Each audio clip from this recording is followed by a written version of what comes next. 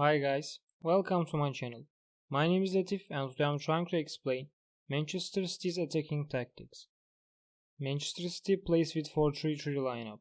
In set attacks, the formation changes with like a 2-3-5. Fullbacks take position centrally and help defensive midfielder about making game. Right and left center midfielders use half spaces and take position closer to forward players. Right and left wingers take position closer to touchlines. When they try to make game, fullbacks take position in 4 different positions. They try to take position coordinately with center midfielder who takes position in the same wing and with winger who takes position in the same wing. Fullbacks could take position closer to the defense line and be the third stopper in the half space, closer to the defense line in the wing, closer to the defensive midfielder in midfield from half space or center, closer to wing from midfield. Both could take position at the same time with the same positioning, or they could take position in 2 different types at the same time. Manchester City usually tries to make game from a triangle between fullbacks, center midfielders and wingers.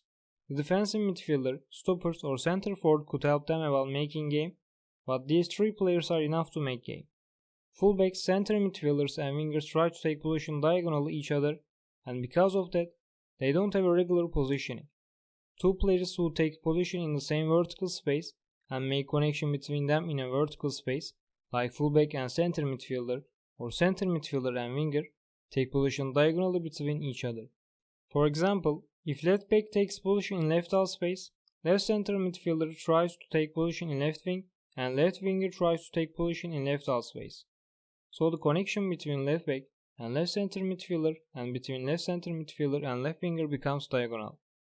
I will explain these styles of positioning with more details future in this video. A lot of times, to create space for wingers in wings, right or left center midfielder who takes position in the same wing with winger pulls the opponent's fullback to inside and winger can be free in the wing. In this situation, Manchester City try to make game against Leipzig's 4-2-3-1. As you see, Zinchenko takes position in center, Grealish takes position in wing, and Silva takes position in half space. Zinchenko could pull the opponent's right winger to himself, because before Ake took the ball from Ruben Dias, Zinchenko was in half space and right winger was marking him. When he moved to center, right winger kept marking him. Silva matches with the opponent's right back in half space and pulls him to inside, so Grealish can be free in the wing. The opponent's right back can't close to Grealish. Normally, the opponent's right defensive midfielder matches with Silva automatically. But because Leipzig tried to meet Manchester City with pressing in midfield's front, right defensive midfielder stays close to Leipzig's forwards to support pressing. So because of that, when Silva close to forward, he couldn't follow Silva and the opponent's right back had to close to Silva. Grealish close to midfield from wing to take the ball. He is free and nobody marks him.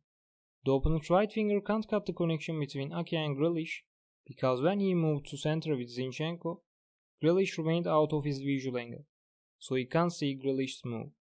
Grealish takes the ball from Ake. The opponent's right back can't close to Grealish quickly because he was marking Silva. Grealish couldn't use his freedom effectively because nobody supported him from center to be a pass option and he passed back to Ake, but they used spaces effectively. As I said before in this video, because Leipzig tries to meet Manchester City with pressing, the opponent's defensive midfielders can't mark De Bruyne and Silva one by one. To support forwards about pressing, they take position closer to forward and this time, Silva and De Bruyne remain at their back. In this situation, to help making game, De Bruyne and Silva close to midfield. This time, the opponent's defensive midfielders can match with Silva and De Bruyne one by one because now they are not in the opponent's defensive midfielders behind. And now, also the opponent's fullbacks can match with Grealish and Mahrez one by one, so it seems this positioning worked for Leipzig. But Manchester City could break Leipzig's pressing and make game from De Bruyne. In this situation, Ruben Dias takes the ball from Ederson. Both Cancelo and De Bruyne are in the half space. The opponent's left winger matches with Cancelo and left defensive midfielder matches with De Bruyne. When Cancelo moves diagonal to center a little bit, he pulls the opponent's right winger too. De Bruyne close to wing to take the ball from Ruben Dias and the opponent's left defensive midfielder doesn't follow him. So Ruben Dias passes to De Bruyne. De Bruyne has enough time and space to look at his pass options before the opponent's left winger covers him and he tries to pass the ball to Torres runway. Cancelo could pull the opponent's right winger because he moved. He didn't stay. Actually, the opponent's right winger saw De Bruyne's movement, but he couldn't shift to De Bruyne, because when Cancelo moved diagonal to center, he became in a more central and forward space. So Cancelo's new situation was a bigger threat than Cancelo's previous situation for the opponent's left winger. And because both Cancelo and De Bruyne were in a movement, he couldn't focus on two different movements at the same time, because he is a human. So because he was already matching with Cancelo, he couldn't close to De Bruyne. Also, the opponent's left defensive midfielder didn't shift to wing, because now De Bruyne was not in his marking area. As I said before, when Manchester City tries to make game, 3 players are enough to make game, but also sometimes stoppers, defensive midfielder, or center forward helps making game and be the 4th player. And when one of these players is the 4th player, with productive movements, they can be more effective. And as I said before, usually these 3 or 4 players try to take position diagonally with each other. In this situation, Ruben Dias has the ball. As you see, the opponent's left winger is not taking position closer to Cancelo, because he was covering De Bruyne with shadow marking. And because De Bruyne is in half space, he's a threat for left winger too. And because for now De Bruyne is taking position more central than Cancelo, covering De Bruyne is more important for him. Ruben Dias is passing to Cancelo. When the ball goes to Cancelo, Rodri starts to close to Cancelo and De Bruyne starts to close to wing to be a pass option for Cancelo. When Cancelo has the ball, he has enough time to do something with the ball because left winger couldn't cover him quickly, because he was covering De Bruyne with shadow marking before. And Cancelo is passing to Rodri. The opponent's offensive midfielder is matching with Rodri, but because Rodri is taking position closer to Cancelo than him, Rodri can take the ball before him.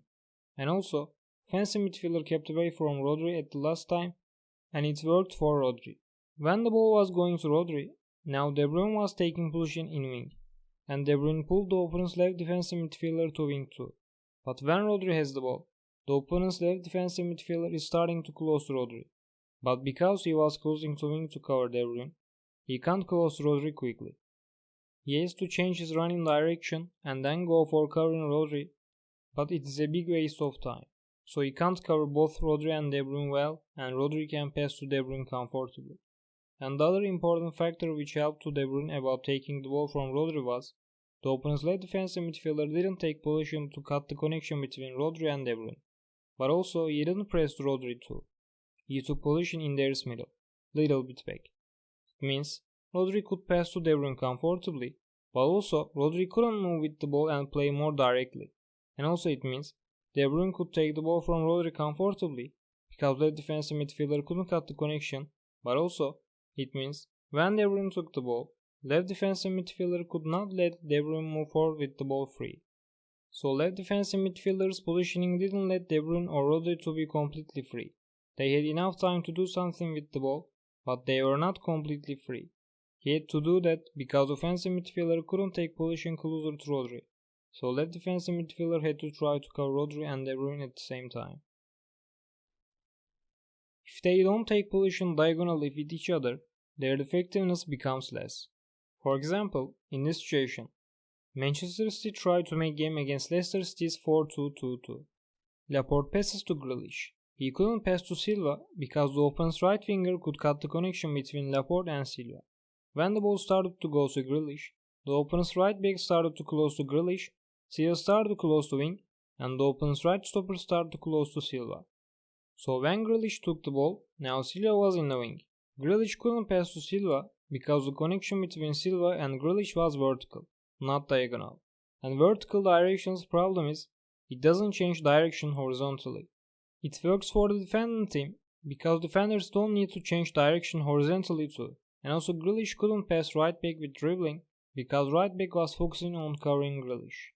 So in this situation, at the same time, the opponent's right back blocked Grealish passing to Silva and also prevented Grealish passing right back with dribbling. To explain diagonal positioning's importance better, let's compare what would happen if Silva would be in half space instead of wing and Grealish would be able to pass to Silva diagonal. This time, right back couldn't cut the passing connection and stop defending Grealish at the same time.